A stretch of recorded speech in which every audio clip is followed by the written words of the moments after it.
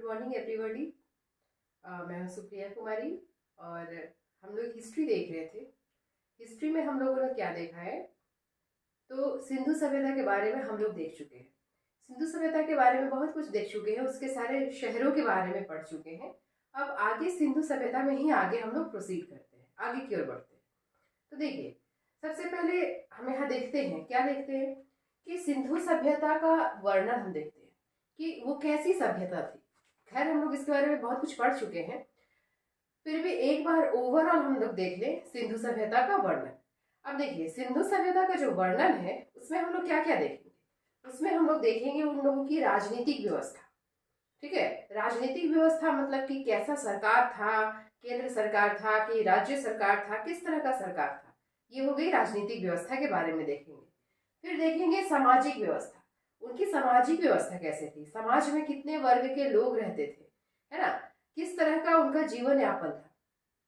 फिर देखेंगे आर्थिक व्यवस्था। आर्थिक व्यवस्था में हम लोग देखेंगे कि वो लोग अपनी अर्थव्यवस्था पर के लिए किस चीज पर निर्भर करते थे, उनकी अर्थव्यवस्था का मुख्य आधार क्या था। तो उनके अर्थव्यवस्था का मुख्य आधार हम लोग देखेंगे कृषि था, खेती करते थे वो लोग, पशुपालन था, पशुओं के पालते थे वो लोग, उद्योग भी करते थे, व्यापार भी करते थे। तो ये सारी चीजें हम लोग देखेंगे किसमें, आर्थिक व्यवस्था में। उसके बाद हम लोग देखेंगे धार्मिक व्यवस्था। धार्मिक व्यवस्था का क्या आधार था उनका, किसकी पूजा करते थे वो लोग, किस देवता को मानते थे, ये सभी हो जाएगा आपका धार्मिक व्यवस्था में।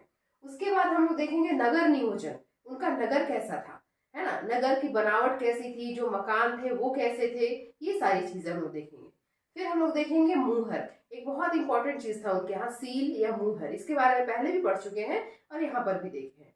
तो ये 5-6 चीजें हैं जिसके हेल्प से सिंधु सभ्यता का पूरा वर्णन आपको इन शॉर्ट एक जगह पे मिल जाएगा।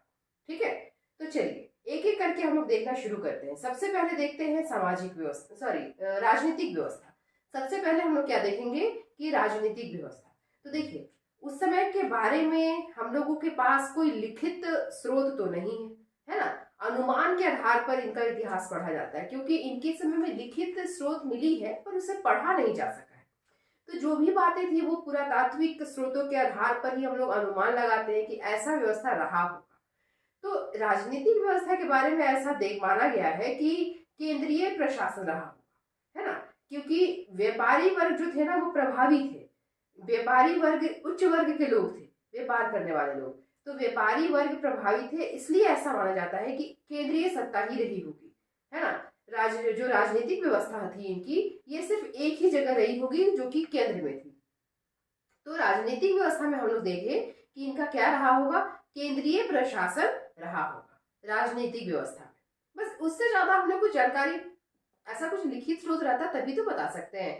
बस अनुमान के आधार पर कि कैसा उनका जीवन यापन था, किस तरह से वो लोग रहते थे, बस इतना ही पता चल पाया है कि केंद्रीय प्रशासन रहा होगा, क्योंकि व्यापारी वर्ग जो थे ना वो प्रमुख थे। उसके बाद हम लोग देखते हैं सामाजिक व्यवस्था। सामाजिक व्यवस्था में हम लोग क्या देखेंगे कि उनका समाज कैसा था। तो देखिए, उनका जो समाज था ना नगरीय था। सिंधु सभ्यता हमारी नगरीय सभ्यता थी, समाज नगरीय था, विकसित था और मातृसत्तात्मक व्यवस्था थी। ठीक है, नगरीय था, विकसित था और मातृसत्तात्मक व्यवस्था थी। समाज का जो विभाजन था वो अनुमान लगाया जाता है कि अमीर गरीब के आधार पर हुआ होगा, गोरा काला के आधार पर हुआ होगा, व्यापारिक वर्ग और जो दूसरे वर्ग के लोग हैं उनके आधार पर हुआ होगा। तो इस तरह से समाज का विभाजन हुआ होगा।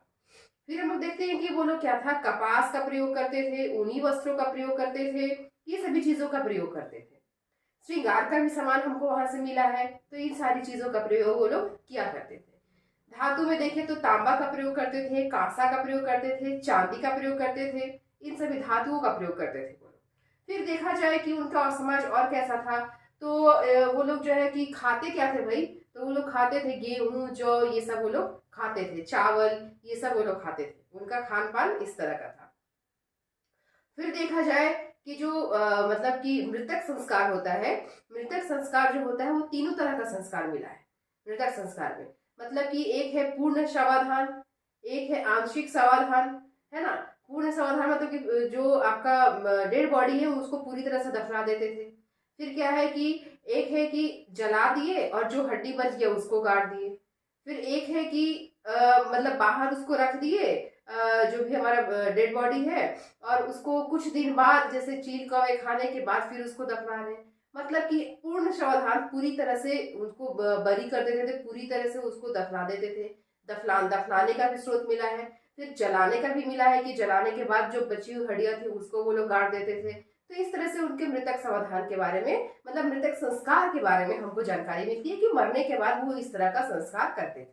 साथ ही साथ आपको सती प्रथा का भी मिला है ना। सती प्रथा का आपको कहाँ से मिला है? कालीबंगा से मिला है सती प्रथा, लोथल से मिला है सती प्रथा, फिर रोपड़ से आदमी के साथ कुत्ते को दफनाने का साक्ष्य मिला है। तो इस तरह का उनका मृतक संस्कार के बारे में जानकारी मिली है। मनोरंजन के लिए वो लोग पासा वगैरह खेलते थे, है ना, पासा खेलते थे मनोरंजन के लिए। शिक्षा जो थी, वो पढ़े लिखे भी थे, और वो लोग जो लिपि था ना, चित्रात्मक लिपि का प्रयोग किया करते थे। मतलब कि आपको पहले ही बता चुके हैं कि उनका जो लिपि था वो उसमें चित्र की मदद से, मतलब कि उनका हर एक अक्षर हम लोगों को ऐसा लगता है कि वो चित्र है, उनके लिए वो अक्षर होगा। तो हम लोग कहते हैं कि वो चित्रात्मक लिपि का प्रयोग करते थे, जिसको बाएं से दाएं लिखा जाता था, है ना। वो लिपि हम लोग पढ़ नहीं पाए हैं अभी तक। तो इस तरह का उनका सामाजिक व्यवस्था था कि वो लोग समाज में इस तरह से रहा करते थे। तो आपको दो चीज बताया, राजनीतिक व्यवस्था और फिर क्या होता है, सामाजिक व्यवस्था। अब हम लोग जरा आर्थिक व्यवस्था को भी देख लेते हैं कि उनकी अर्थव्यवस्था कैसे थी। वो लोग अपना मतलब जिंदा रहने के लिए पैसों की जरूरत होती होगी, किस तरह से जीवन यापन करते थे। तो थोड़ा सा चलते हैं हम लोग आर्थिक व्यवस्था की तरफ। आर्थिक व्यवस्था, तो देखिए आर्थिक व्यवस्था में सबसे पहले कृषि था। तो कृषि जो था ना, इनकी प्रधान अर्थव्यवस्था थी, मतलब मेनली ये लोग कृषि पर ही निर्भर रहते थे। प्रधान अर्थव्यवस्था क्या थी? इनकी कृषि थी। कृषि में भी ये लोग कितने तरह के फसल जानते थे? तो ये लोग टोटल 9 तरह का फसल के बारे में जानते थे, जिसमें कि प्रमुख क्या था? गेहूं और जौ था, है ना। गेहूं की 3 किस्में मिली है, जौ की उच्च किस्म, मतलब बहुत अच्छा किस्म मिला है जौ का, कहाँ से? बनवाली से। तो गेहूं और जौ मुख्य था। उसके अलावा ये लोग तिल, मटर, सरसों, रागी, कपास, तरबूज इत्यादि के बारे में भी जानते थे। मतलब कुल मिला के खजूर, कुल मिला के ये लोग 9 तरह के फसल के बारे में जानते थे, उसको उगाना ये लोग जानते थे। फिर देखिए, अब फसल है, उसको कृषि कर रहे हैं, तो कृषि कर रहे हैं तो सिंचाई की जरूरत पड़ेगी। तो सिंचाई के लिए ये लोग क्या करते थे कि ये लोग एक तो मानसून पर निर्भर रहते थे, और दूसरा क्या करते थे कि ये लोग बहुत बड़े बड़े टैंक बना के रखे हुए थे, जिसको कि जलाशय कहते हैं। धौलावीरा से 16 बड़े बड़े टैंक मिले हैं, जिसमें कि जल रखने की क्षमता कितनी थी? लगभग 3 लाख मीटर क्यूब उसमें जल रख सकते हैं। तो ये लोग बड़े बड़े जलाशय भी बना के रखते थे, जिसमें कि पानी को संचित रखते थे, और फिर जब उसका जरूरत पड़ता था सिंचाई करने के लिए तो उसका प्रयोग किया करते थे। और साथ ही साथ फिर ये लोग क्या करते थे? आपका मानसून पर भी निर्भर रहते थे। फिर जैसे ये लोग जैसे खेती करते हैं तो उसमें हल का जरूरत पड़ता है, तो ये लोग, क्योंकि मिट्टी का हमको हल भी मिला है, तो ये लोग हल का प्रयोग किया करते थे। हसिया भी मिला है, यानी कि हसिये का प्रयोग किया करते थे। तो इससे पता चलता है, मतलब ये सब हम लोग को मिलते गया है, खुदाई करने पर ऐसा साक्ष्य मिला है। तो जिससे हम लोग ये अनुमान लगाते हैं कि इन सारी चीजों का प्रयोग करके ये लोग क्या करते थे? अपनी फसल को उगाया करते थे। उसके बाद हम लोग देखते हैं पशुपालन। पशुपालन भी ये लोग करते थे, है ना। साथ साथ उद्योग भी करते थे और व्यापार भी करते थे। तो देखते हैं पशुपालन के बारे में।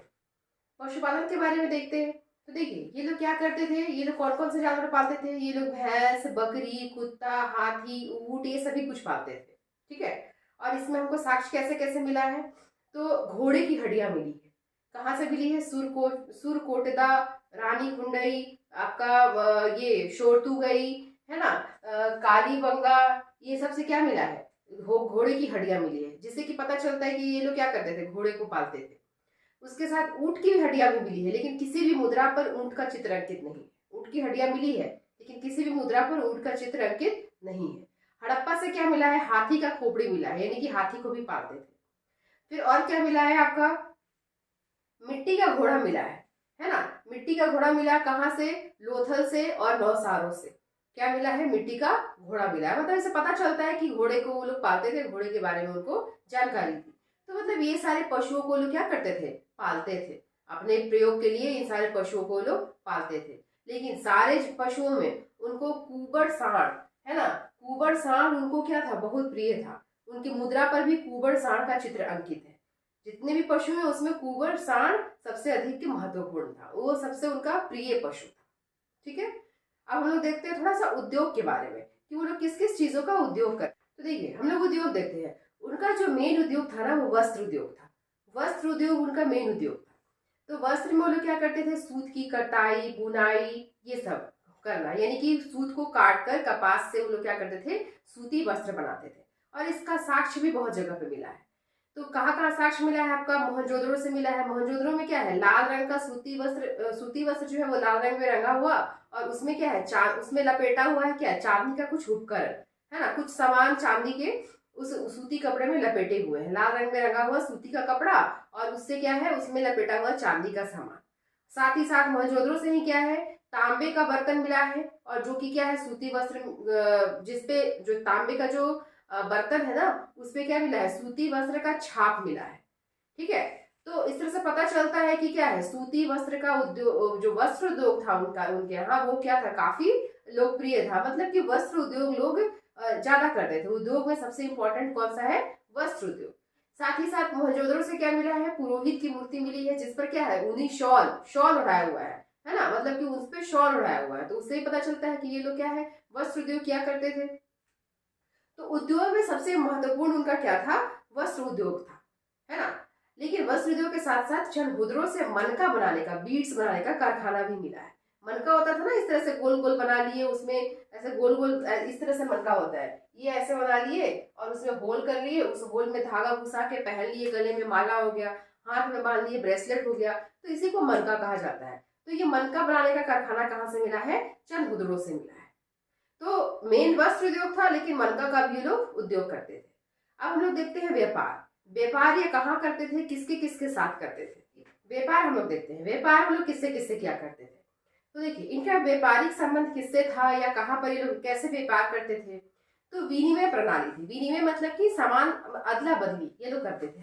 कुछ ये किसी को, जैसे हम किसी को कुछ मान लीजिए चावल दे दिए, बदले में उसे गेहूं ले लिए, इसी को कहते हैं विनिमय प्रणाली। तो इस तरह से ये लोग बार्टर सिस्टम था इनके यहाँ, विनिमय प्रणाली था।